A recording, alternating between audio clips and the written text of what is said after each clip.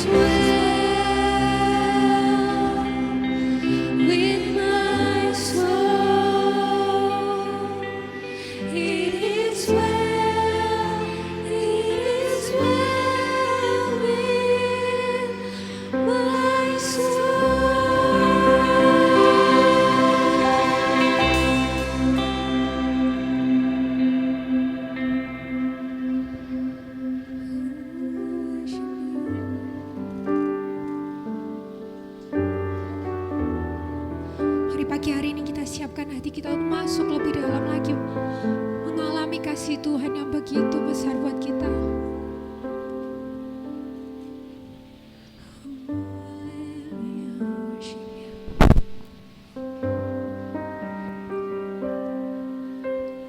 Dalamnya kasih-Mu Bapa, terlebih dari segalanya, pengorbanan yang termulia selamatkanku.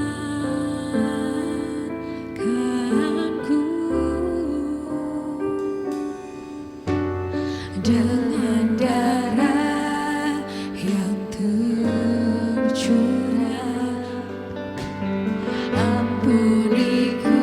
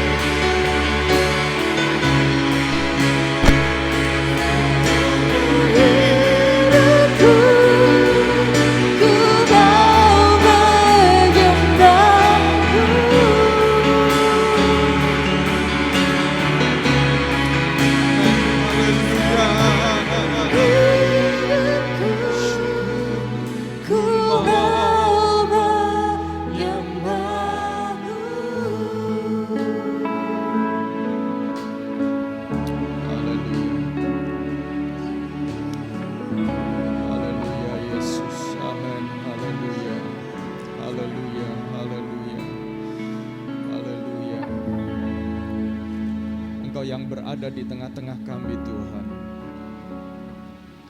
Ajar hati kami mengenali bahwa Engkau ada di tengah-tengah kami. Ketika kami menyerukan nama-Mu, Engkau ada di tengah-tengah kami. Dan kalau Engkau berada di rumah-Mu di tengah-tengah kami, maka Engkau akan sanggup berbicara kepada kami Tuhan. Tolong kami Tuhan agar Engkau membukakan kepada kami pewahyuan pemikiran yang baru untuk dapat melihat hidup ini dari perspektif firman-Mu, untuk dapat melihat pekerjaan kami dari perspektif firman-Mu, bahkan melihat setiap tantangan dan persoalan dari perspektif firman Tuhan. Sehingga oleh karenanya kami mengalami perubahan demi perubahan, sebab kami belajar meresponi dengan benar. Kami belajar berkemenangan di dalam iman. Dan pada akhirnya melalui pengalaman-pengalaman itu kami punya otoritas untuk menjadi saksi Tuhan. Karena kami bukan hanya sekedar berkata-kata dan kata-kata yang kosong, tetapi kami memperkatakan apa yang kami alami bersama dengan Tuhan. Itu sebabnya ya Tuhan, kami sangat percaya momen ketika firman Tuhan, benih firman ditaburkan, itu adalah momen yang penting, critical moment. Karena ketika kami tidak siap menerima benih firman Tuhan, maka kami bisa jadi menjadi seperti tanah yang berbatu-batu. Atau kami membiarkan burung-burung akan mengambil benih firman Tuhan dan tidak pernah ada pertumbuhan. Itu sebabnya ya Tuhan, kami mau berdoa, Roh Kudus, Engkau menolong setiap hati kami menjadi tanah yang gembur ya Tuhan. Terima kasih ya Tuhan buat kemurahan-Mu. Terima kasih buat kebaikan-Mu. Terima kasih buat teman-teman yang baik. Terima kasih buat setiap kesempatan hari ini kami menyembah-Mu. Kami mengucap syukur untuk itu Tuhan. Apapun yang terjadi di masa yang akan datang, kami sangat percaya penyertaan Tuhan akan menolong kami untuk dapat melewati semuanya itu Tuhan. Demi nama Yesus Kristus, kami siap dengarkan firman Tuhan. Haleluya, amin, amin. Puji Tuhan. Silakan duduk kembali saudara-saudaraku. Shalom saudara-saudara, apa kabar? Shalom semuanya ya, puji Tuhan. Nah saudara-saudaraku, di akhir dari bulan Oktober ini dalam seri tentang the call to serve, panggilan untuk melayani, saya ingin mengakhiri dengan satu topik, yaitu pelayanan yang sejati. Kita perlu berbicara tentang pelayanan yang sejati atau pelayanan yang benar, pelayanan yang sesungguhnya. Mengapa saudara? Karena kita ini harus memikirkan kemana akhir pelayanan kita. Kemana akhir dari apa yang kita lakukan. Ya. Ingat ketika berapa waktu yang lalu heboh tentang Forex atau tentang berbagai macam, karena COVID itu menimbulkan atau membuat orang berada di rumah saja. Dan karena berada di rumah saja, maka untuk mencari penghidupan, usaha tidak mudah, ya. Tempat-tempat usaha di mana biasanya orang bekerja di situ, akhirnya tidak bisa bekerja di situ. Harus ada sistem baru, work from home, bekerja dari rumah. Dan akibatnya banyak orang yang kemudian di rumah saja. Tetapi kehidupan, kebutuhan terus berjalan. Sehingga ini menjadi kesempatan yang subur untuk orang mencari uang tanpa harus pergi kemana-mana. Nah kira-kira pekerjaan apa itu? Maka tidak heran pekerjaan yang berhubungan dengan dengan internet ya, mungkin tanam saham dan lain sebagainya. Tidak heran itu menjadi pekerjaan yang luar biasa berkembang. Tetapi saudara-saudara, dan berapa waktu yang lalu saya sempat bertemu dengan seorang yang saudaranya menanamkan begitu banyak uang di salah satu, ya tadi itu, ya salah satu apa itu istilahnya ya? Robot ya, robot trading. Nah, karena ini awam ya, dia menyebutnya, itu loh Pak, trending. Apa trending ya? Oh trading, oh ya pokoknya yang itulah Pak, ya dia cerita begitu. Dan dia menawarkan, Pak Agus mau beli rumah. Kenapa gitu? Ini ada saudara saya ini Pak, kemakan trending itu Pak. Trending, oh trading, ya pokoknya itu Pak. Oke, kenapa? Lalu dia cerita. Jadi rumahnya, mobilnya, dia sudah masukkan semua ke trading tersebut. Dan ternyata saudara-saudara, pada akhirnya tidak jelas. Sehingga kemudian harus menjual rumah. Dan siap-siap pindah ke apartemen yang lebih kecil. Saudara-saudara, kalau kita hanya memandang enaknya hari ini, tanpa memikirkan akhir nanti, maka kita ini bisa kecewa, saudara-saudara.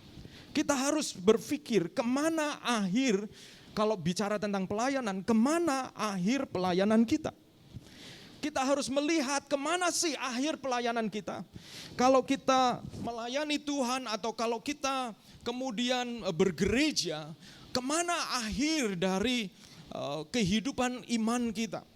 Apakah gereja menjadi gereja yang Tuhan kehendaki, yang membawa kita kepada tujuan akhir yang benar? Karena saudara-saudara, dalam Matius pasal 7 ayat 22 sampai 23, perhatikan ini. Matius 7 ayat 22 sampai 23 dikatakan, pada hari terakhir. Pada hari terakhir, banyak orang yang akan berseru kepadaku, Tuhan, Tuhan. Pada hari terakhir, bukan permulaan-permulaan, bukan pertengahan, tetapi hari terakhir, the last minute. Pada hari terakhir banyak orang yang berseru kepadaku, Tuhan, Tuhan, bukankah kami bernubuat demi namamu dan mengusir setan demi namamu dan mengadakan banyak mujizat demi namamu juga? Demi namamu, demi namamu, demi namamu. Ini saudara bukan hanya mujizat, bernubuat, ini bicara tentang hal-hal yang spektakuler. Tetapi segala sesuatu yang dilakukan demi namamu. Kita itu akan tahu pada hari terakhir akan ada klaim-klaim. Klaim-klaim, bukankah Tuhan saya sudah melakukan ini Tuhan? Bukankah Tuhan saya sudah mengorbankan ini Tuhan? Bukankah saya sudah menyerahkan ini Tuhan?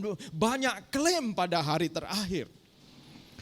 Dan ayat 23 mengatakan, pada waktu itulah aku akan berterus terang. Wow, saudara, Tuhan berterus terang pada waktu itu.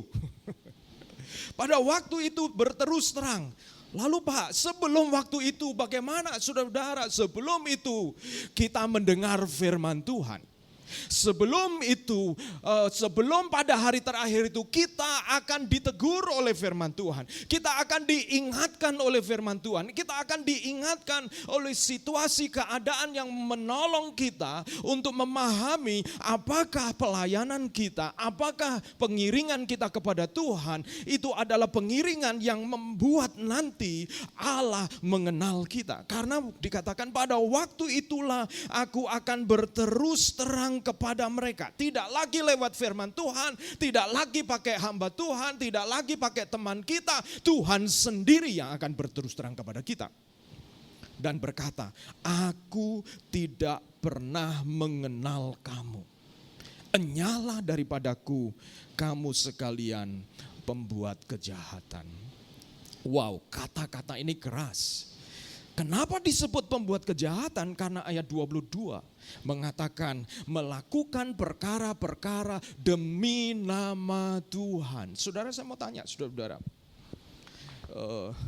bagaimana kalau saudara-saudara memimpin sebuah perusahaan, lalu pegawai saudara-saudara ngobrol dengan saudara-saudara dan kemudian ngobrolnya misalnya Michael ya, Pak Michael, menurut Pak Michael nih kira-kira pagar kita ini bagusnya diapain ya Pak, gitu ya, bagusnya diapain gitu. Wah, mungkin Michael kemudian menjawab, Iya ya, memang kayaknya perlu dirapiin ya, tapi nantilah kita lihat dulu lah. Nah, ini kan obrolan biasa aja. Bayangkan kalau pegawainya itu lalu memegang kata-kata ini lalu ngomong kepada pegawai yang lain. Pak Michael bilang pagar ini perlu dirapikan. Tolong bendahara keluarkan uang karena Pak Michael bilang bahwa pagar perlu dirapikan. Maksudnya dirapikan bagaimana Pak? Ya kita pikirkan yang rapi itu seperti apa. Andai kata kemudian pagar dibongkar, uang dikeluarkan karena demi meminjam nama Pak Michael. Saudara, ketika Michael datang di pabriknya dan melihat, loh kenapa ini dibongkar semua? Lalu dipanggil, siapa yang suruh bongkar ini? Siapa yang suruh bongkar? Kemudian itu Pak Parman itu yang suruh bongkar. Katanya Pak Parman ngomong, Pak Michael yang minta. Kira-kira saudara-saudara, saya mau tanya Michael nih. Keluarkan duit nih, udah keluarkan biaya dari perusahaan nih. Dan demi nama Pak Michael. Kira-kira apa yang kamu akan lakukan? Apa yang akan dilakukan? Dipinjam namanya saudara-saudara. Saudara-saudara, kalau firman Tuhan mencatat ini berarti ini sudah terjadi, akan terjadi dan satu kali Tuhan akan menghakimi saudara-saudara. Bahwa nama Tuhan dipinjam. Nama Tuhan demi nama Tuhan, demi nama Tuhan, demi nama Tuhan. Dan ini menjadi awasan bagi kita semua. Saudara-saudara, bukan hanya hamba Tuhan, bukan hanya majelis pengurus, tetapi semua orang percaya. Karena ini diperuntukkan bagi kita semua, saudara-saudara. Jadi kita harus melihat, memikirkan kira-kira ujung akhir dari pelayanan kita itu kemana, seperti apa. Pelayanan kalau kita perhatikan di sini, pelayanan harus didasari oleh pengenalan akan Allah. Karena dikatakan di sini, aku tidak pernah mengenal kamu, ayat 23. Aku tidak pernah mengenal kamu. Pernahkah saudara-saudara ada orang yang seolah-olah mengenal saudara-saudara? Iya. Berapa kali? Satu kali saya ini salah ya saudara-saudara. Saya punya nomor handphone teman saya, ini teman dekat. Dan kemudian rupanya nomor ini mati, dan karena mati lalu nggak tahu bagaimana nomor ini hidup lagi tetapi dipakai oleh orang lain, saudara-saudara. Jadi saya kontak teman saya ini, saya sebut namanya, lalu kemudian, kamu, saya ini mau ke Jakarta nih, tolong dong kamu gimana kita bisa ketemuan atau gimana kita ngobrol gini. Lalu kemudian dia nggak jawab. Kok dia nggak jawab ya? Lalu saudara-saudara, saya chat lagi saudara-saudara, karena dia nggak jawab. Tapi sudah kebaca, warna biru begitu ya. Kenapa ini lalu? Kemudian saya chat, kemudian kamu nih kenapa sih kok nggak jawab-jawab? Tolong dong jawab gitu. Ini saya sudah perlu atur perjalanan ini, flightnya saya perlu atur. Tiba-tiba saudara-saudara, jawaban dari chat itu, lu siapa? Lu siapa? Lalu saya ngomong, bukankah kamu ini? Saya bilang, ngawur, saya bukan itu. Kamu dapat nomor ini saya dari mana? Loh, ini saya bertengkar sama dia, saudara-saudara. Dia kemudian saya telepon, saya ingin memastikan jangan sampai dia main-main, saudara-saudara. Waktu saya telepon, sebenarnya teman saya ini adalah wanita ya. Teman satu kelas dulu di sekolah teologi. Lalu waktu saya telepon, suara laki-laki dan logat Jakarta. Lu dapat nomor gua dari mana? Marah-marah begitu ya. Ngomong maki-maki begitu saudara-saudara. Wow, saya kaget saudara-saudara. Saya merasa kenal karena nomor itu nomor teman saya. Tetapi ternyata nomor itu telah dipakai oleh orang lain. Sehingga saya, tetapi ya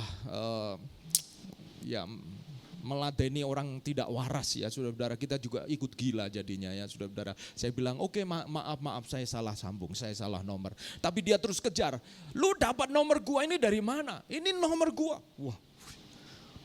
Tapi saya katakan ini dulu nomor teman saya. Teman lu siapa? Karena yang pernah hubungi saya dengan menyebut nama yang sama ini beberapa kali. Jadi rupanya nomor yang sama ini telah dihubungi oleh orang-orang yang punya nomor teman saya dan dia jengkel sekali. Nah saudara-saudara, Karena tidak kenal, saudara-saudara. Orang itu benar-benar tidak bisa mengenal saya, ya memang karena tidak kenal. Saudara, pelayanan harus didasari oleh pengenalan akan Allah. Didasari oleh hubungan sehingga kita mengenal kehendaknya. Jangan sok tahu seolah-olah itu nomornya Tuhan. Jangan sok tahu seolah-olah itu nomor di mana itu adalah alamatnya Tuhan. Tetapi apakah Tuhan mengenal kita? Itu kita perlu tanyakan. Apakah Allah mengenal kita? Karena pengenalan akan Allah itu didasari oleh hubungan. Sehingga kita mengenal kehendaknya. Mengenal apa yang dikehendaki oleh Allah. Jadi saudara-saudara, pelayanan bukan hanya soal aktivitas. Pelayanan bukan hanya soal kegiatan, tetapi pelayanan didasari oleh hubungan. Didasari oleh hubungan. Ketika kita melayani, apakah engkau mengenal Tuhan? Ketika kita melayani, saudara, misalnya ini pelayanan apa saja, baik pelayanan sosial, pelayanan gereja, dan kalau kita melakukannya atas nama Tuhan, demi nama Tuhan, apakah kita mengenal Dia? Kita lakukan dengan pengenalan akan Dia. Nah, hubungan hanya terbangun. Kalau kita bicara tentang hubungan hanya terbangun ketika ada 1, 2, 3, 4 K ini, saudara-saudara. Yang pertama ada kontak.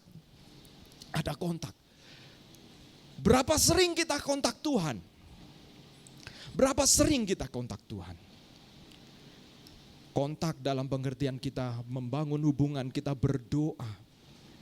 Berapa sering kita kontak untuk kita bisa mengenal Dia? Orang-orang yang sering kita kontak walaupun awal-awal awkward, awal-awal tidak nyaman. Ya, orang-orang yang pertama kali, ya sama seperti saya pertama kali mengenal saudara-saudara, mungkin awal-awal kita tidak nyaman. Saya sangat nyaman kalau konseling pranikah adalah orang-orang yang saya kenal. Kenapa? Karena fase-fase pertama kalau tidak kenal itu rasanya agak aneh begitu ya, agak aneh. Tetapi kalau sudah kenal, saya bisa menyampaikan, saya bisa bertanya lebih dalam lagi, saudara-saudara. Dan kontak adalah awal dari kita mengenal seseorang, membangun hubungan. Lalu kemudian terjadi koneksi, chemistry, ya, rasa nyaman, ada connection. Lalu kemudian di situ ada komitmen untuk terus-menerus meningkatkan koneksi itu.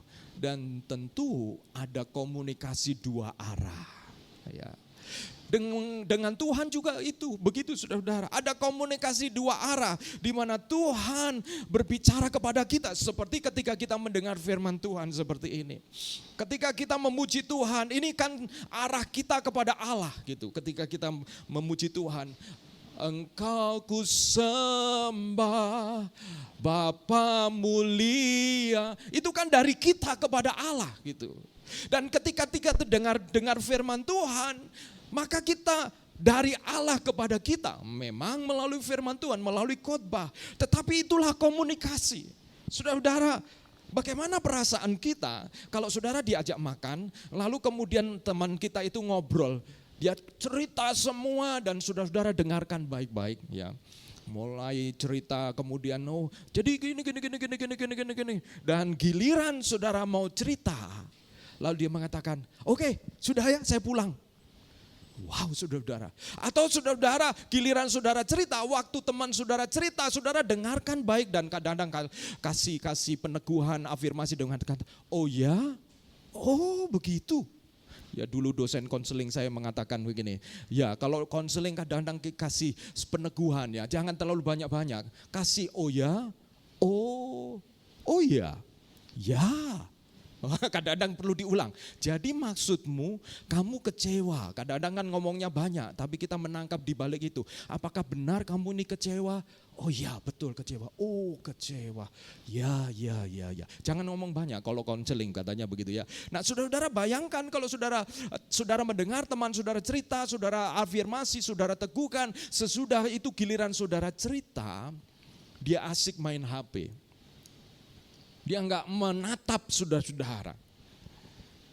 Rasanya seperti apa, saudara? Yang pasti tidak terjadi hubungan. Tidak terjadi hubungan. Tidak terjadi hubungan karena kita tidak punya komunikasi dua arah, saudara. Jadi komunikasi dua arah terjadi di dalam ibadah, komunikasi dua arah terjadi di dalam KTB, ya, karena ada praise and worship, ada pujian dan ada waktunya, saudara, kita mendengar firman Tuhan, dan komunikasi dua arah bisa terjadi pada waktu kita hidup dalam kehidupan sehari-hari sehingga menciptakan ikatan, saudara. Ikatan, hubungan akan menciptakan ikatan, saudara.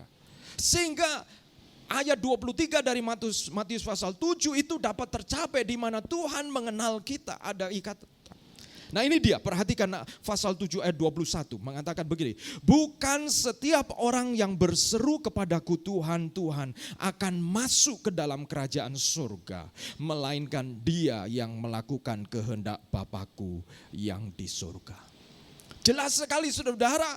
Jadi bukan setiap orang yang berseru kepadaku Tuhan, Tuhan, satu arah saja, Tuhan, Tuhan. Tapi giliran Tuhan bicara, no. Tuhan mau ubahkan, mengatakan, kamu harus berubah. Enggak, Tuhan. Saya kan sudah terima Yesus. Hidup saya sudah cukup, saya perlu diselamatkan. Tunggu dulu, saudara. Tunggu dulu. Keselamatan adalah sebuah paket. Saya sering menjelaskan ini, sebuah paket. Anda mau pergi ke Singapura, beli tiket, keluar uang. Sudah punya tiket di tangan. Tapi apakah menjamin sampai ke Singapura? Belum tentu. Kalau waktunya jam berangkat, kita masih asik dengan selimut kita. Kalau waktunya harus ada di bandara, kita masih asik lagi makan, saudara. Sudah punya tiket? Iya. Sudah bayar uang sendiri? Iya. Ada tiket di tangan, tapi tidak menjamin sampai ke Singapura. Karena diperlukan perjalanan, bangun pagi, saudara, kemudian mempersiapkan paspor dan lain sebagainya, pergi ke bandara on time, lalu kemudian memastikan berada di pesawat yang tepat. Jangan sampai, saudara, naik apa? Naik SQ. Oke, lihat aja langsung SQ, masuk. Ternyata nggak sampai Singapura, saudara. Mas, sampai Arab Saudi, saudara. Kita juga harus teliti. Kadang-kadang, saudara, pengorbanan Tuhan yang begitu mulia, Yesus yang begitu mulia, kadang-kadang kita remehkan dengan pola pikir, toh aku sudah diselamatkan. Apa bukti kalau kita sudah diselamatkan? Apa bukti kalau Anda sedang menuju Singapura? Buktinya, saya bangun pagi, saya pergi ke bandara, saya check in dan saya pastikan saya dicek paspor saya dan dikenali. Oh, Anda warga kerajaan surga, silakan masuk. Dan ketika masuk, saudara, maka baru disitulah kita kemudian benar-benar percaya kepada pilotnya untuk membawa kita kepada tujuan. Jadi, saudara, keselamatan adalah sebuah paket proses yang kita harus jalani. Nah, itu sebabnya termasuk pelayanan. Pelayanan adalah bagian dari paket keselamatan. Kenapa? Karena jelas firman Tuhan mengingatkan kepada kita bahwa setiap kita itu telah diberikan talenta. Entah 5, entah 2, entah 1, berarti setiap kita itu terlibat atau bisa melayani. Sekali lagi definisi pelayanan yang pernah saya sampaikan di bulan ini, bahwa pelayanan itu melibatkan dua hal, yaitu worship and transformasi, yaitu menyembah Tuhan, memberi yang terbaik di pekerjaan, di sekolah, di rumah Tuhan, di rumah tangga, dimanapun, dan kemudian dipastikan ada transformasi, ada menjadi semakin serupa dengan Kristus. Itu adalah pelayanan yang sesungguhnya, saudara-saudara. Nah, saya mau mengajak kita untuk melihat ciri pelayanan yang sejati itu seperti apa. Roma pasal 1 ayat 9. Roma pasal 1 ayat 9 mengatakan begini. Saya selalu mengingat kalian kalau saya berdoa, bahasa Indonesia sehari-hari. Allah saksinya bahwa apa yang saya katakan itu benar. Ini yang saya mau garis bawahi. Dialah Allah yang saya layani sepenuh hati dengan memberitakan kabar baik tentang anaknya. Rasul Paulus mengatakan, dialah Allah yang saya layani sepenuh hati. Di dalam terjemahan bahasa Inggris, I serve with my spirit. Saya layani dengan roh saya. Nah, saudara-saudara, Paulus ini belum pernah pergi ke Roma ya. Jadi dia, sebenarnya kisah Paulus ini menyedihkan, maksudnya ironis begitu ya. Dia ingin pergi ke Roma sebagai, di dalam Tuhan Yesus kan mengatakan, pergilah, jadikanlah segala bangsa muridku, dan kemudian jadikan di dalam dikatakan kamu akan menjadi saksiku di Yerusalem, Yudea, Samaria, dan sampai ke ujung bumi. Nah, Roma itu mewakili ujung bumi. Mengapa? Karena Roma pada waktu itu adalah kekaisaran terkuat dan terbesar. Jadi di dalam pemikiran para murid Yesus, Roma ini menjadi perwakilan atau mewakili ujung bumi. Jadi ketika Injil mulai diberitakan Yerusalem, di Yudea, Samaria, maka ada kerinduan Paulus untuk bisa ke Roma, saudara-saudara.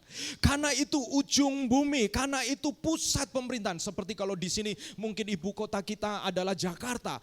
Kayaknya saya belum ke Indonesia, walaupun orang luar negeri rasanya belum ke Indonesia kalau belum ke Bali. Itu konotasinya ya. Karena banyak yang tidak mengerti Indonesia tapi lebih mengerti Bali, begitu ya, saudara-saudara. Satu kali saya ngobrol dengan teman, kemudian where are you from? Dari mana kamu? Waktu itu saya pergi ke New Delhi. I'm from Indonesia. Where is Indonesia? Wah.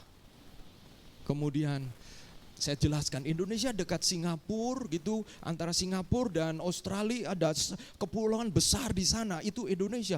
Oh, oke. Is Indonesia in Bali? Apakah Indonesia ada di Bali? Wah, saya tersinggung ya, saudara. Karena dia lebih kenal Bali daripada Indonesia, saudara. Nah, saudara, seperti Roma itu adalah ujung dunia, sehingga Paulus ingin pergi ke Roma. Dia mengatakan, saya ingin pergi ke Roma. Dan dia mengatakan, dialah Allah yang saya layani sepenuh hati. Tetapi saudara, Paulus tidak pernah sampai ke Roma. Dia sampai ke Roma gara-gara dia ditangkap dan dihakimi, dipenjarakan, dan bahkan kemudian akan dihukum mati. Baru dia dibawa ke Roma, saudara-saudara. Jadi dia pergi ke Roma sebagai tawanan. Ya, menyedihkan. Tetapi ini tidak mengubah apa yang Paulus sampaikan, dialah Allah yang saya layani dengan sepenuh hati. Apa ciri pelayanan yang sejati? Atau pelayanan dengan hati? Atau dengan roh? Ciri dari pelayanan yang sejati itu, saudara-saudara, Paulus mengatakan, aku melayani Tuhan dengan sepenuh hati. Pelayanan sejati adalah pelayanan dengan sepenuh hati. Sepenuh hati itu seperti apa? Roma pasal 12 ayat 1, saudara-saudara. Roma 12 ayat 1. Mari kita baca bersama-sama. Roma pasal 12 ayat 1. 2, 3. Karena itu, saudara-saudara, demi kemurahan Allah, aku menasihatkan kamu, supaya kamu mempersembahkan tubuhmu sebagai persembahan yang hidup, yang kudus, dan yang berkenan kepada Allah. Itu adalah ibadahmu yang sejati.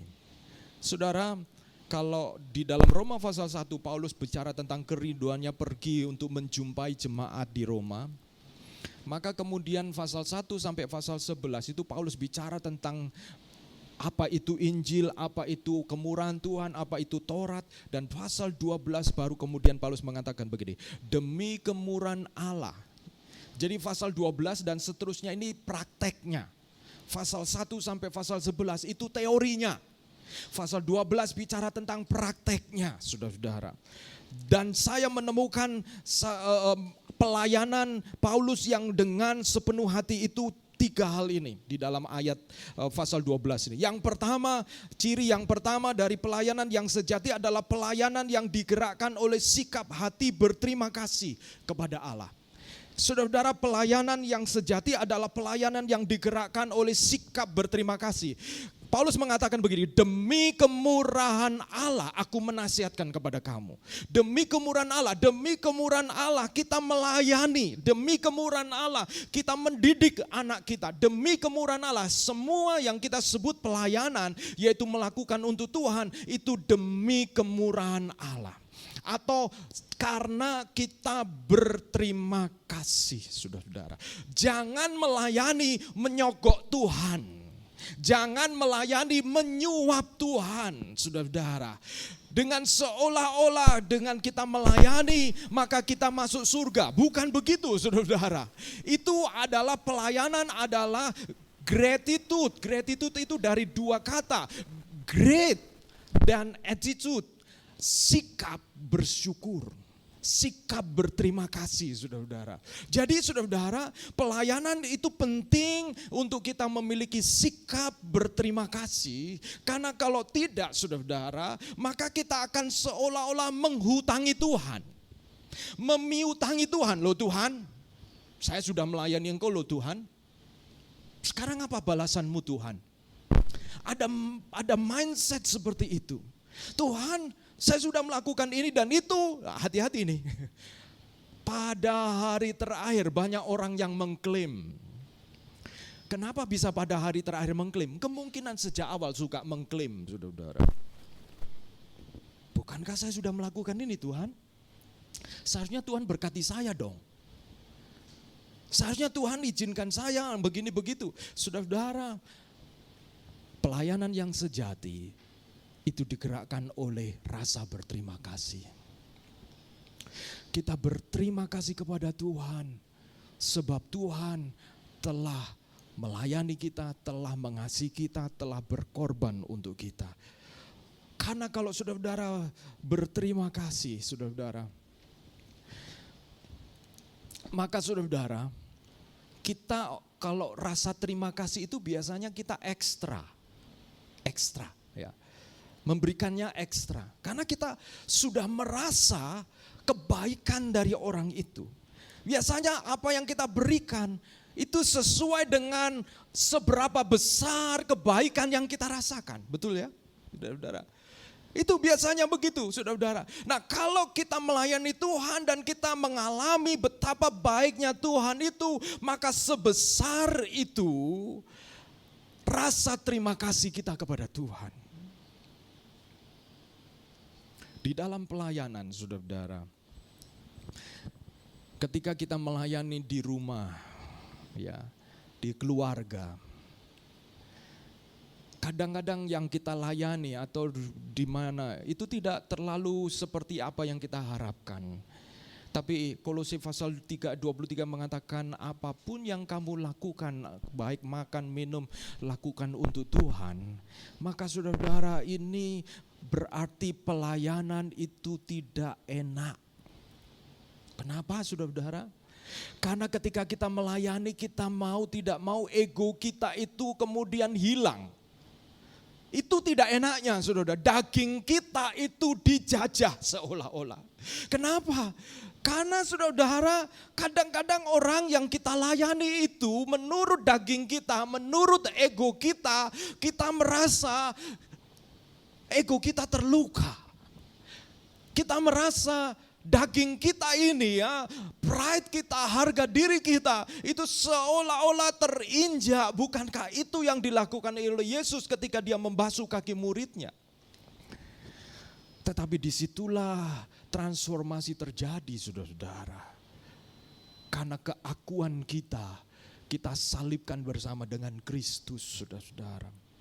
Dan itu sebabnya, saudara-saudara, setiap kali kita melayani, kita harus mengawali dengan mengucap syukur, terima kasih Tuhan buat kesempatan untuk saya melayani emak yang mungkin sudah tua ini ya Tuhan. Terima kasih Tuhan buat saya melayani anak, melayani orang tua, melayani. Terima kasih Tuhan, karena Tuhan yang mengizinkan, saudara-saudara. Kalau Tuhan gak mengizinkan, kita tidak akan berjumpa dengan hal itu. Dan akhiri, terima kasih Tuhan kalau kita sudah mengalami. Belajar mengatakan, saudara-saudara, tadi malam saya keluar rumah, saya cari angin, saudara-saudara. Saya cari angin, saya jalan-jalan di depan rumah, melihat ke atas ya. Tidak kelihatan bintang ya saudara-saudara, karena mungkin polusi cahaya begitu kuat ya. Tapi kalau biasanya kita di desa begitu, di daerah-daerah yang kurang lampu, biasanya bintang itu kelihatan ya. Tapi di Surabaya nih kalau kita lihat ke langit jarang lihat bintang. Dan saya sambil lihat bintang begitu saya bicara dengan Tuhan, Tuhan, ini dua bulan lagi akan berakhir tahun 2022 Tuhan. Dan Tuhan, saya ceritakan semua perasaan saya kepada Tuhan, saya mau semua ceritakan kepada Tuhan. Kadang-kadang saudara-saudara, kita ini orang, kalau saudara-saudara melayani Tuhan, kadang-kadang saudara-saudara seperti dituntut untuk selalu positif. Ya, dituntut selalu positif. Apa kabarnya? Luar biasa. Kena masalah, belum apa-apa saudara-saudara, sudah positif duluan gitu ya. Maksudnya begini saudara-saudara, kita kadang-kadang kurang bisa mencurahkan perasaan kita karena belum apa-apa sudah positif gitu. Ada istilah namanya toxic positivity. Ya. Jadi belum apa-apa, sudah bersyukur kepada Tuhan. Masih untung baru listriknya yang meledak, bukan yang lain meledak. Kadang-kadang saudara, kita mau mengungkapkan, lalu apalagi kita pelayan Tuhan gitu ya. Oh ya puji Tuhan. Tapi saudara, ini di sini sakit saudara ya. Saudara, apakah saudara kita harus seperti kemudian terus berkosmetik, semua kelihatan manis dan semua oke-oke saja? Saudara, tidak. Mengapa? Karena jiwa kita, Tuhan menciptakan jiwa kita, dan jiwa kita itu di dalamnya ada perasaan, ada emosi, dan that is real, itu nyata saudara. Tuhan juga menciptakan kita dengan emosi. Kalau tidak, kenapa Tuhan ciptakan emosi? Dan di dalam emosi itu ada kegembiraan, ada kesedihan, ada kemarahan, tapi ada pengampunan. Dan kadang-kadang untuk bisa sampai kepada pengampunan kita perlu melampiaskan kemarahan tetapi kepada Tuhan saudara. It's okay untuk kita mengatakan, Tuhan, saya merasa lelah Tuhan. Tuhan, saya sudah mulai tawar hati Tuhan. Saya melayani tetapi saya tidak benar-benar merasa seperti itu lahir dari hati saya. Saudara-saudara, it's okay. Supaya apa? Supaya pada akhirnya kita bisa melayani dengan rasa syukur. Dengan beban yang sudah diangkat. Sehingga ucapan syukur kita itu bukan tradisi atau topeng atau kosmetik. Tapi ucapan syukur itu dari hati kita. Dan kalau ucapan syukur itu dari hati kita, maka kita juga akan diberkati oleh pelayanan yang kita lakukan. Amin saudara-saudara. Yang kedua saudara-saudara, ciri yang kedua adalah pelayanan yang diwujudkan dalam tindakan memberi yang terbaik. Pelayanan, kalau tadi sikap hati yang mengucap syukur, berterima kasih, itu harus ada wujudnya. Terima kasih ya gitu ya. Oke. Banyak ucapan terima kasih aja, wujudnya apa? Ada wujudnya. Sama seperti kalau saudara-saudara yang punya istri, suami gitu, yang aku sayang kamu gitu ya. Sementara istri kita cucian piringnya itu banyak, ya saudara-saudara, numpuk begitu ya, numpuk gitu. Dan mungkin habis masak yang berminyak-minyak gitu ya saudara-saudara. Lalu kemudian numpuk, lalu kita suaminya dekat dia, yang aku sayang kamu yang. Si istri melihat, yang lihat aku dong, aku sayang kamu. Saudara-saudara. Kemudian saudara-saudara, saya tanya yang wanita ini ya, ketika pasanganmu itu ngomong, yang aku sayang kamu, tapi dia nggak mengutak-atik cucian piring dan panci-panci kotor di depanmu, apa perasaanmu saudara-saudara? Dan saudara tahu, berdua ini sudah melakukan pekerjaan sepanjang hari, pinggang sakit semua saudara-saudara. Tapi dia yang aku sayang kamu, ngomong yang aku sayang kamu saja. Saudara-saudara, saya yakin wanita akan mengatakan, kalau kamu sayang aku, bantuin dong yang. Kalau kita mengucap syukur berterima kasih itu ada wujudnya saudara-saudara. Pelayanan itu perlu wujud. Itu sebabnya ayat berikutnya ini mengatakan begini. Roma pasal 12 ayat 1, mempersembahkan tubuhmu sebagai persembahan. Kalau tadi dikatakan demi kemurahan Allah, itu sikap hati. Yang kedua, mempersembahkan keluar di dalam wujud. Tubuh itu punya wujud. Roh, Tuhan aku mengasihi engkau. Ini roh yang ngomong. Roh yang ngomong ya. Tuhan engkau baik, ini roh yang ngomong. Tuhan engkau murah hati, itu roh yang ngomong. Lalu wujud tanggapan kita yang berterima kasih apa? Tubuh itu menjadi wujud dari apa yang ada di dalam hati kita. Pelayanan, ciri pelayanan yang sejati itu diwujudkan dalam tindakan memberi yang terbaik, mempersembahkan. Konteksnya adalah binatang persembahan korban yang sempurna.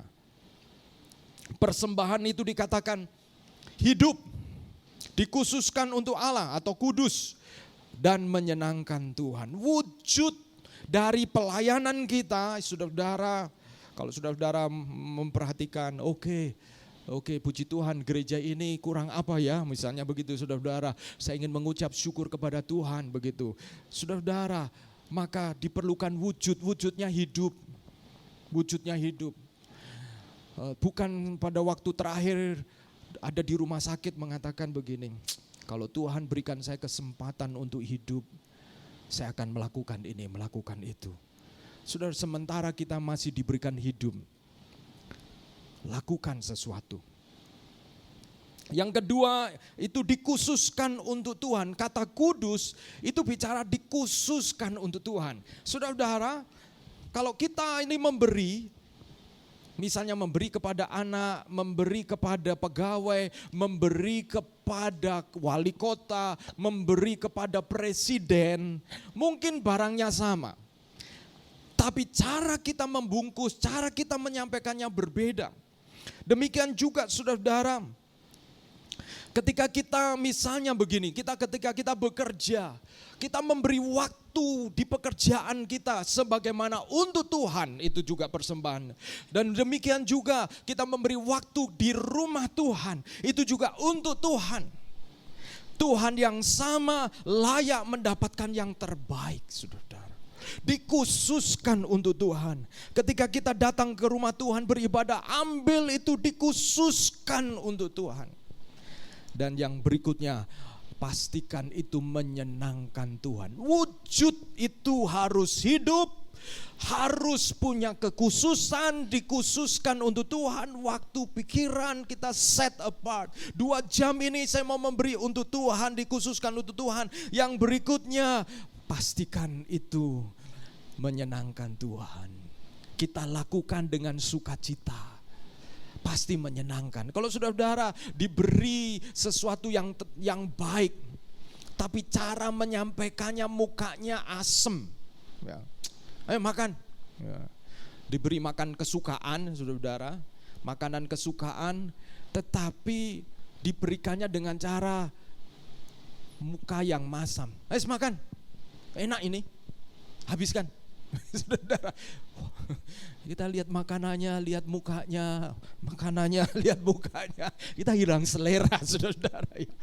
Tapi mungkin makanan itu sederhana, tapi kemudian disampaikan, ayo makan, ini saya yang masak loh.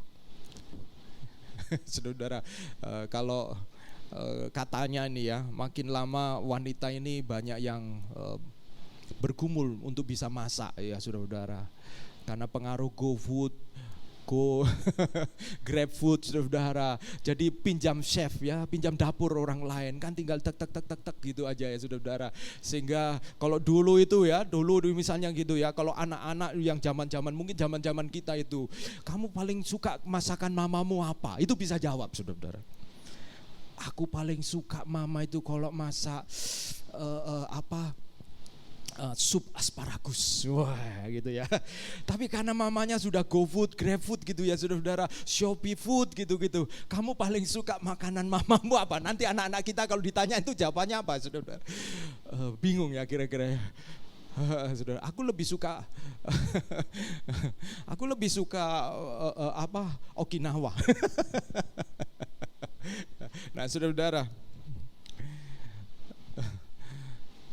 tetapi saudara, di dalam pelayanan, sekalipun zaman berubah saudara, di dalam pelayanan kepada Tuhan, memberi dengan sukacita itu menyenangkan. Dan terakhir, pelayanan yang sejati itu dimulai dari dalam rumah Tuhan, mengalir kepada dunia. Roma pasal 12 ayat yang ke-1 dan 2, saya ambil beberapa kata kunci. Kata mempersembahkan, ayat yang kedua, jangan serupa dengan dunia. Awalnya mengatakan mempersembahkan, lalu kemudian yang kedua ayat 2 mengatakan, ingat lihat dunia, jangan serupa dengan dunia, kita diutus ke dunia. Jadi saudara-saudara, pelayanan itu dimulai dari dalam rumah Tuhan, mengalir kepada dunia. Ini juga menjadi visi dari firman Tuhan dalam perjanjian lama. Yeskiel pasal 47 ayat 1 mengatakan begini. Kemudian ia membawa aku kembali ke pintu bait suci, dan sungguh ada air keluar dari bawah ambang pintu bait suci itu dan mengalir menuju ke timur, sebab bait suci menghadap ke timur, dan air itu mengalir dari bawah bagian samping kanan dari bait suci itu sebelah selatan mezbah. Kalau saudara baca sampai ayat 6 sampai 12, maka air itu mengalir ke arah timur dan dikatakan membentuk sungai, menghasilkan setiap tempat yang dialiri oleh sungai itu akan ada pohon-pohon kehidupan terjadi di situ, dikatakan bahkan akan ada banyak ikan, dan dikatakan kemudian bahkan sampai kepada air asin diubah menjadi tawar sehingga menyebabkan ada kehidupan baru. Jadi saudara perhatikan di sini bahwa pelayanan kita, betul bahwa pekerjaan rumah tangga itu semua pelayanan kita, tetapi bagaimana, dari mana datangnya, kita harus punya pikiran, karena kalau tidak kita ini bisa salah kaprah saudara. Maksudnya apa? Kita berkegiatan di luar dan mengatakan itu pelayanan, tetapi kita tidak pernah datang ke rumah Tuhan. Kenapa? Karena kita mengatakan, aku juga melayani kok di rumah, di sini. Kalau tidak jelas mana ujung pangkalnya, maka amburadul saudara. Jelas sekali dikatakan oleh firman Tuhan, sungai itu mengalir dari bait suci saudara, dan menuju keluar. Dan setiap bagian yang dialiri oleh air yang kita terima di rumah Tuhan, yang kita terima di dalam gereja, kita bicara tentang tubuh Kristus, itu mengalir keluar dan mendatangkan kehidupan. Dan bahkan dikatakan daunnya bisa menjadi obat. Tuhan pakai kita untuk memulihkan, Tuhan pakai kita untuk menyembuhkan ketika kita sendiri telah dilayani, dipulihkan oleh Tuhan. Dan itu berarti saudara-saudara, paling tidak di rumah Tuhan, di gerejanya, yang pertama gereja bicara tentang persekutuan orang percaya, harus ada keterbukaan, harus ada kepercayaan supaya ketika orang terbuka tidak kemana-mana dan orang terbuka bisa dilayani dan dipulihkan. Harus ada pelayanan pemulihan. Supaya kemudian umat Tuhan bisa diutus keluar dan menjalankan fungsinya sebagai anak Tuhan di pekerjaan, di rumah tangga, dan menghadapi segala tantangan. Dan saya berharap pada pagi hari ini kita pakai kesempatan pagi hari ini untuk melayani sesama anggota tubuh Kristus.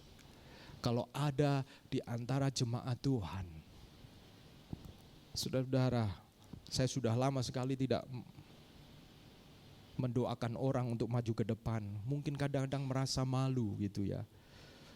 Saya maju ke depan.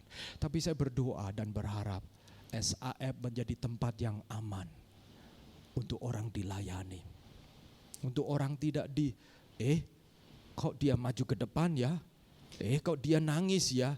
Kita ngurusi ya saudara. Kenapa dia nangis ya? Kadang-kadang kita seperti terhakimi begitu ya. Kita seperti harus fine saja, walaupun di dalam hati kita sebenarnya kita membutuhkan tempat yang aman, rumah Tuhan. Saudara tahu di dalam perjanjian lama, tabut perjanjian itu ada 2 tanduk. Ada 2 tanduk, ada tanduknya. Dan semua yang berlari ke rumah Tuhan dan mencari tanduk itu, dia tidak boleh diapa-apakan.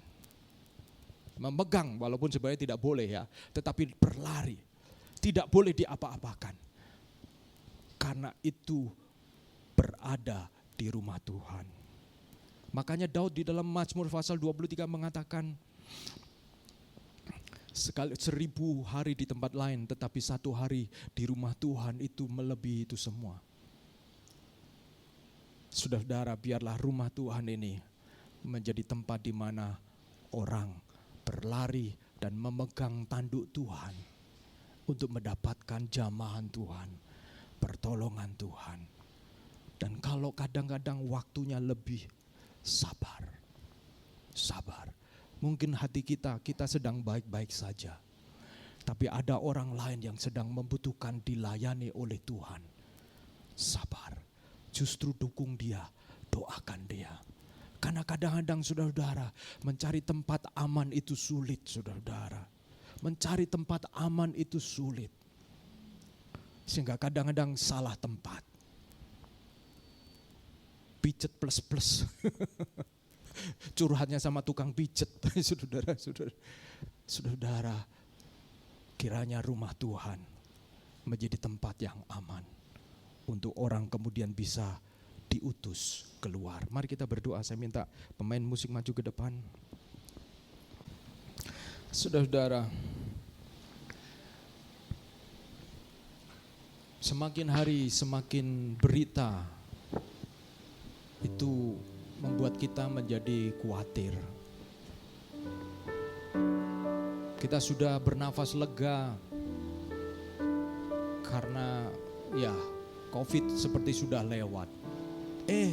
Muncul varian baru. Mulai pikir vaksin yang keempat. Muncul berita 2023 katanya akan ada resesi. Saudara-saudara, ada banyak hal yang mungkin ketika orang datang ke rumah Tuhan membutuhkan untuk dimengerti, membutuhkan untuk dipedulikan, membutuhkan untuk dijamah oleh Tuhan. Sehingga ketika pulang dari rumah Tuhan, dia akan dikuatkan kembali menghadapi tantangan. Itu adalah pelayanan. Demikian juga kiranya Tuhan menolong kita untuk kita memiliki hati yang bersyukur, berterima kasih, sehingga apa yang kita berikan itu jauh dari sempurna. Tapi karena hati yang bersyukur, kita akan selalu melakukan yang terbaik, memberi yang terbaik. Dan kesempatan pada pagi hari ini, saudara-saudara, mari kita melihat diri kita masing-masing. Sudahkah engkau melayani Tuhan dengan sepenuh hati? Sudahkah engkau melayani Tuhan bukan dengan gerutuan, bukan dengan hitung-hitungan, tetapi dengan ucapan syukur? Sudahkah engkau melayani Tuhan dengan belajar memberi yang terbaik dari apa yang kita ada, pikiran, tenaga, atau bahkan kadang-kadang kita mengatakan, Tuhan, saya tidak mampu memberi yang terbaik Tuhan, sebab saya sendiri sedang bergumul, saya sendiri sedang ada di dalam pergumulan Tuhan. Itu sebabnya poin ketiga, pelayanan dimulai dari rumah Tuhan. Kalau engkau membutuhkan jamahan Tuhan, engkau membutuhkan pertolongan Tuhan, engkau membutuhkan campur tangan Tuhan, di rumah Tuhan aman untuk engkau terbuka kepada Dia. Dan saya mengajak seluruh jemaat SAF menjadikan rumah Tuhan tempat yang aman. Kita tidak membicarakan, kita tidak melihat apa dan mulai mengobservasi. Kita justru datang juga kepada Tuhan. Mari kita akan bangkit berdiri bersama-sama. Kita nyanyikan pujian ini, Bapa sentuh hatiku.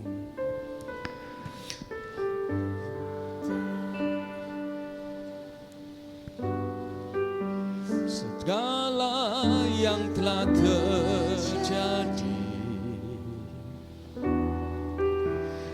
pernah sendiri jalani hidup ini, selalu menyertai. Amin, haleluya. Betapa ku menyadari di dalam hidupku ini, Kau selalu memberi, Kau selalu memberi rancangan terbaik oleh karena kasih.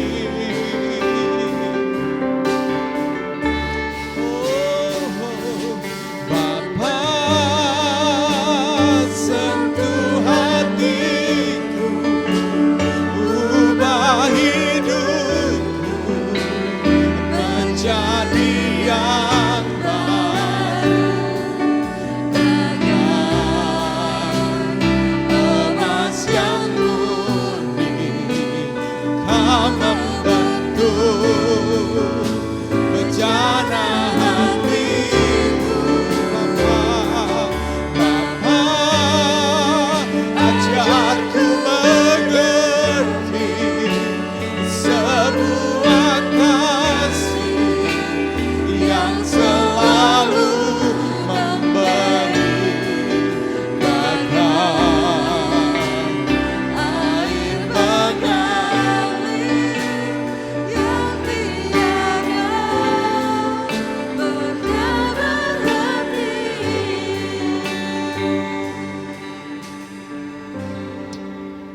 betapa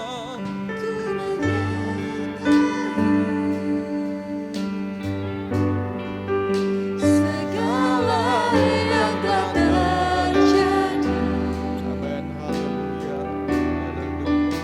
tak pernah sendiri jalani hidup ini, selalu menyertai. Betapa ku menyadari, Betapa ku menyadari amin, haleluya. di dalam hidupku Ini Kau selalu memberi, Kau selalu memberi rancangan terbaik oleh karena kasih.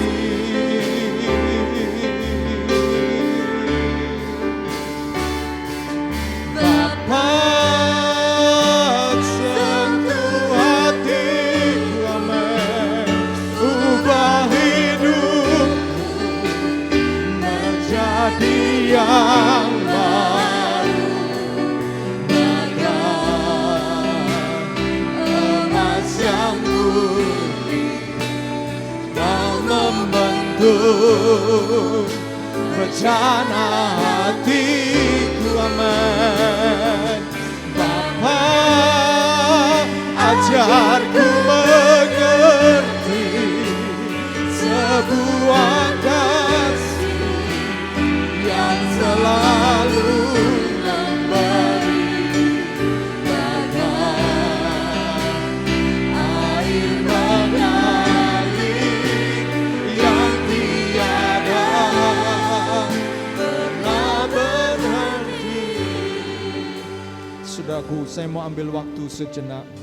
Apabila ada di antara saudara-saudara yang kau merasa Tuhan, firman Tuhan ini berbicara kepada saya, dan kau menanggapi firman Tuhan ini, saudara-saudara katakan sesuatu kepada Tuhan. Apabila juga ada di antara saudara-saudara yang sedang berada di dalam satu masa yang berat, sehingga ketika engkau melayani, baik melayani di rumah, di pekerjaan, engkau merasa bukan utusan Tuhan. Engkau seperti merasa berjalan sendiri. Engkau perlu pagi ini mengalami jamahan Tuhan. Sehingga ketika engkau keluar, ada damai sejahtera, ada kekuatan, ada sukacita. Dan pagi hari ini saudara-saudara, saya mau mendoakan saudara-saudara. Karena saudara adalah orang-orang yang dipilih oleh Tuhan. Tetapi saya tahu bahwa kadang-kadang sesuatu berjalan tidak seperti yang kita harapkan dan kita pikirkan. Kita perlu hikmat Tuhan, kita perlu kekuatan dari Tuhan. Dan kesempatan pagi hari ini, kalau ada di antara saudara-saudara yang ingin didoakan, saudara hanya taruh tangan saudara di dalam dada saudara, di atas dada saudara, dan berkata, berdoa kepada Tuhan. Tuhan, saya perlu Engkau Tuhan, saya perlu Engkau Tuhan. Tuhan, saya perlu Engkau. I need you Lord, I need you Lord Tuhan. Tuhan, saya tahu perhitungan, tetapi tetap hati saya tidak connect dengan apa yang ada di dalam kepala saya. Saudara seperti merasa, sekalipun mungkin di dalam kepala kita fine aja, dalam pikiran kita oke saja, tetapi kita dengan jujur mengaku bahwa hati kita galau, hati kita penuh dengan keraguan, hati kita bahkan merasa tawar. Saudara-saudara, saudara perlu kasih Tuhan. Saudara perlu tangan Tuhan. Mari kita nyanyikan pujian ini sementara saudara menghampiri Tuhan. Bapa, sentuh hatiku. Undang Tuhan, Dia Allah yang hidup, Dia adalah pribadi. Roh Kudus yang mengalir di rumah Tuhan dan mengutus kita keluar. Haleluya. Haleluya Bapa. Bapa, sentuh hatiku, ubah hidupku menjadi yang baru, bagai emas yang murni. Kau membentuk, amin, rencana hatiku. Haleluya. Haleluya. Ajarku mengerti. Haleluya, amin. Memberi bagai air mengalir yang tiada pernah berhenti, bagai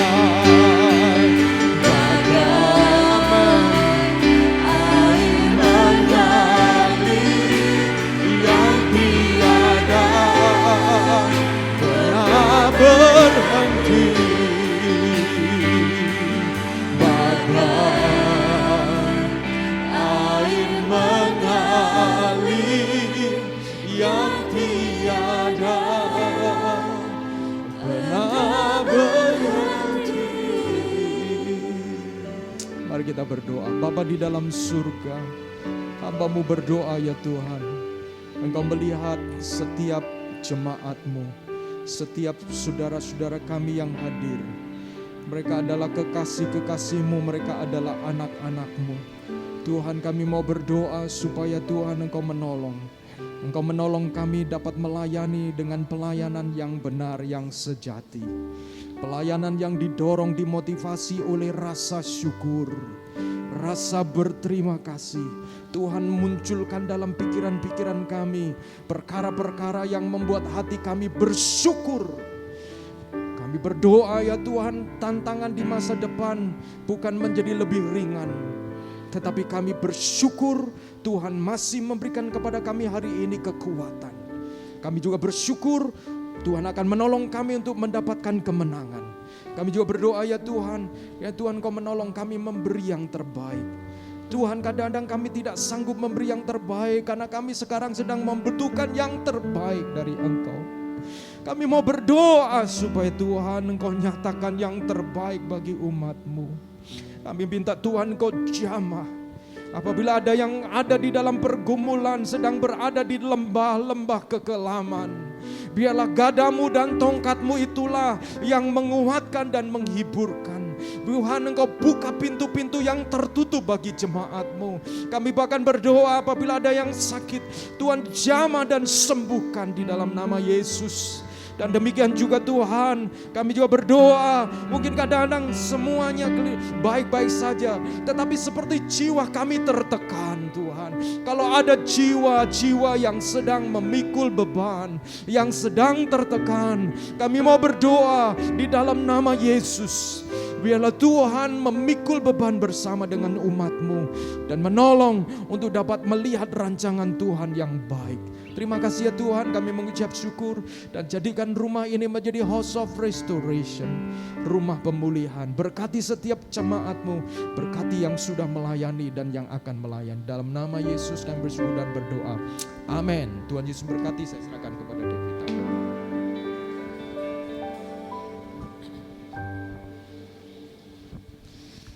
Shalom semuanya, happy Sunday, welcome di gereja kita. Semoga setiap saudara yang sudah datang terberkati oleh firman dan puji-pujian pada pagi hari ini. Kami juga mau welcome, mungkin ada saudara yang baru pertama kali hadir, welcome di gereja kita. Jangan langsung pulang, nanti kita bisa saling kenalan dulu ya, biar bisa lebih kenal satu sama lain. Nah, sebelum pengumuman, kita akan memberikan persembahan terlebih dahulu. Saya akan pimpin untuk doa persembahan kita pada pagi hari ini. Mari kita tundukkan kepala kita dan berdoa. Tuhan Yesus, terima kasih Tuhan atas kesempatan Tuhan. Hari ini kami boleh datang beribadah di tempat ini ya Tuhan. Sekarang waktunya kami ya Tuhan untuk memberikan persembahan. Semoga persembahan ini boleh menjadi berkat bagi gereja kami dan sekitar kami. Dalam nama Tuhan Yesus kami berdoa, amin. Nah, untuk persembahan, kebetulan kita ada QR online yang kita tempel di belakang kursi ya. Saudara bisa memberikannya secara transfer ke rekening BCA yang tertera di kursi, atau jika saudara mungkin tidak punya QR atau ingin memberikannya secara tunai, kita juga sudah menyediakan box kotak persembahan di belakang.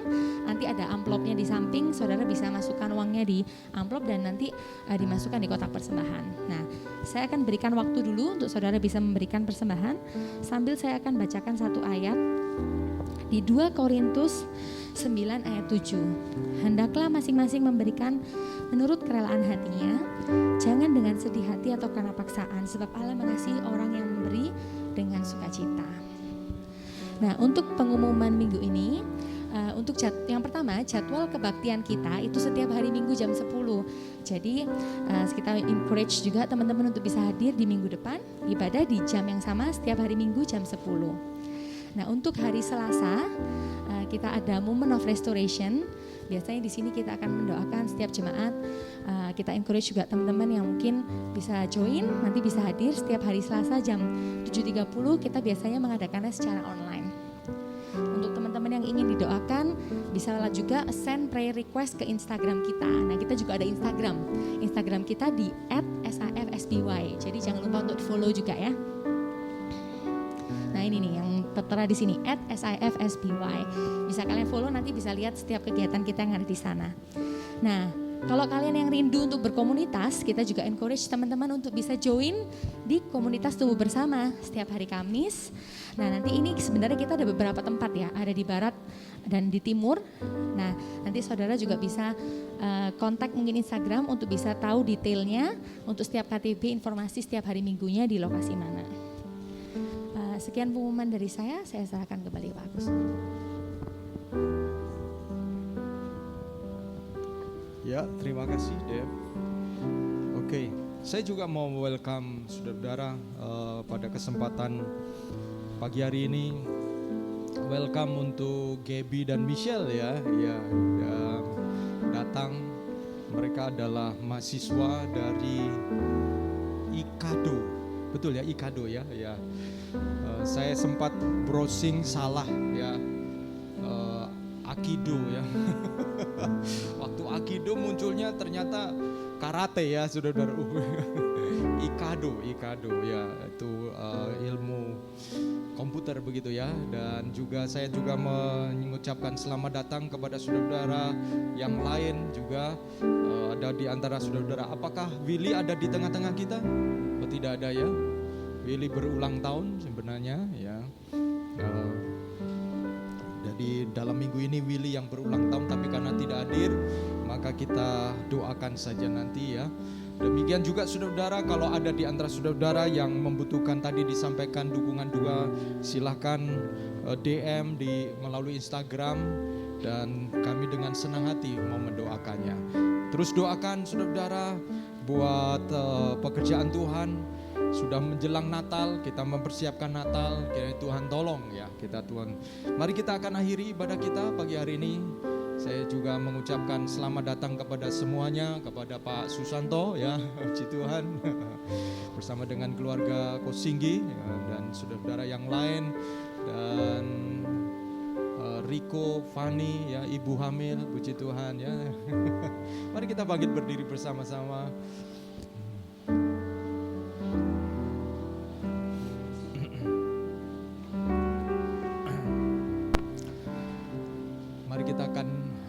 Berdoa, menyerahkan perjalanan hidup kita selama 1 minggu ke depan.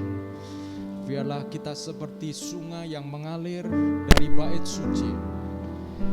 Apa yang Tuhan percayakan, Tuhan pakai kita untuk menjadi sumber pertumbuhan, menjadi sumber berkat. Karena di dalam hidup kita aliran air hidup itu mengalir. Mari kita akan berdoa. Saya minta tolong Ibu Lili bisa maju ke depan untuk menutup di dalam doa, dan nanti saya akan doa berkat.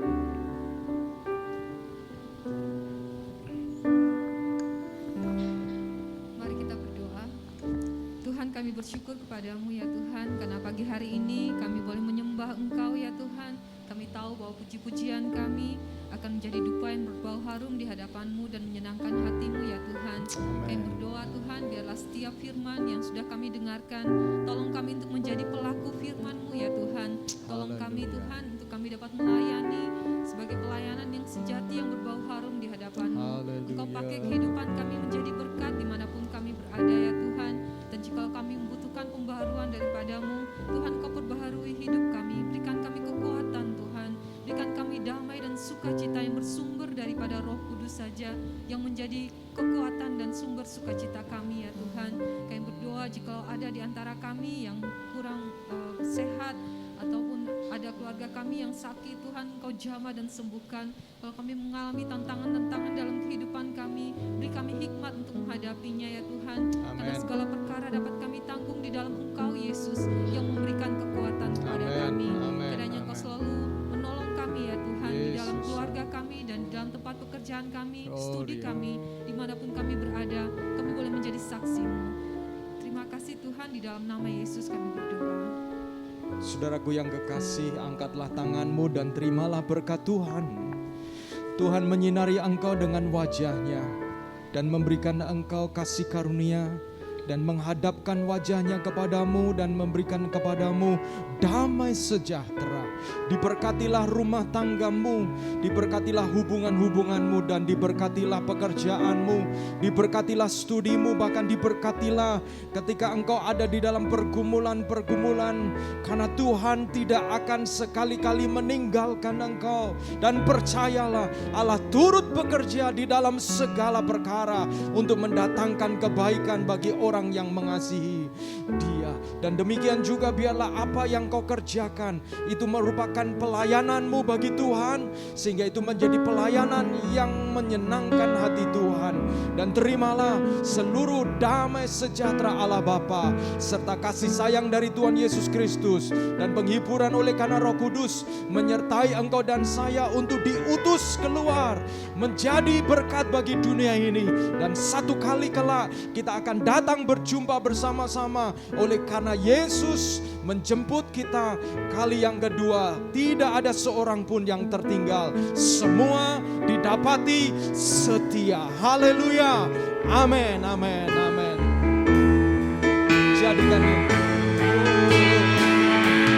Jadikan aku indah yang kau pandang mulia. Amin. Sebenarnya di dalam hidupku ajarku